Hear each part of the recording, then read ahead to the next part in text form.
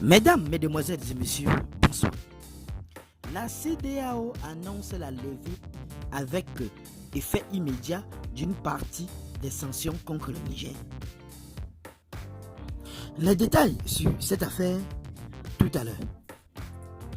Les chefs d'État de la CEDEAO ont décidé samedi, à l'issue d'un sommet extraordinaire, de lever une partie des sanctions contre le Niger. A annoncé à Abuja le président de la commission de l'organisation régionale.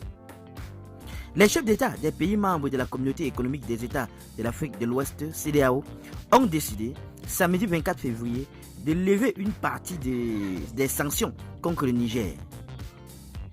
A annoncé à Abuja le président de la commission de l'organisation régionale.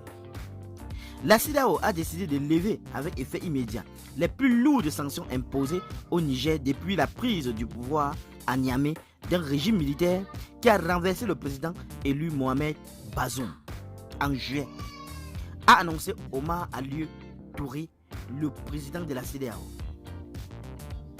Les frontières et l'espace aérien nigérien seront rouverts, les transactions financières entre les pays de la CEDEAO et le Niger de nouveau autorisés et les avoirs de l'État nigérien dégelés pour des raisons humanitaires, a-t-il encore déclaré. Des sanctions individuelles et politiques restent en place, a-t-il ajouté, sans donner plus de précision. Le président de la CEDEAO a également réclamé la libération immédiate du président nigérien déchu Mohamed Bazoum, détenu avec son épouse par le régime militaire depuis 7 mois. Le Mali, le Burkina Faso et la Guinée, également dirigés par des régimes militaires et sous le coup de sanctions de la CEDEAO, ne sont pas concernés par ces annonces. L'organisation régionale avait convoqué samedi un nouveau sommet extraordinaire pour discuter de la politique, de la paix et la sécurité dans la République du Niger, a-t-elle annoncé la veille dans un communiqué, ainsi que les récents développements dans la région. Nous devons revoir notre approche quant au retour de l'ordre constitutionnel chez 4 de nos pays membres, avait déclaré en introduction le président nigérien Bola Ahmed Tinubu, qui assure la présidence de la CEDEAO, en référence au Mali, au Burkina Faso, au Niger et la Guinée. Ces sanctions ont durement éprouvé le Niger, pays sahélien, où le taux de pauvreté extrême dépasse les 40% selon la Banque mondiale.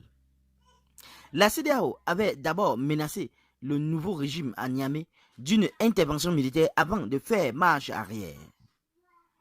Le Niger, le Mali et le Burkina Faso, qui ont notamment tourné le dos à la France et se sont rapprochés de la Russie, se sont regroupés au sein d'une alliance des États du Sahel et ont annoncé en janvier leur intention de quitter la CEDEAO. Mi-février, le chef du régime militaire nigérien, le général Abdourahmane Tiani, a évoqué la possible création d'une monnaie commune avec le Burkina Faso et le Mali comme une étape de sortie de la colonisation. L'annonce du retrait burkinabé, nigérien et malien de la CEDEAO suscite l'inquiétude de certaines des milliers de ressortissants de ces pays particuliers et commerçants.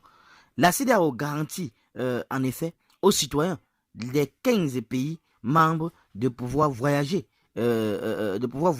sans visa et de s'établir librement dans les pays membres pour y travailler ou y résider.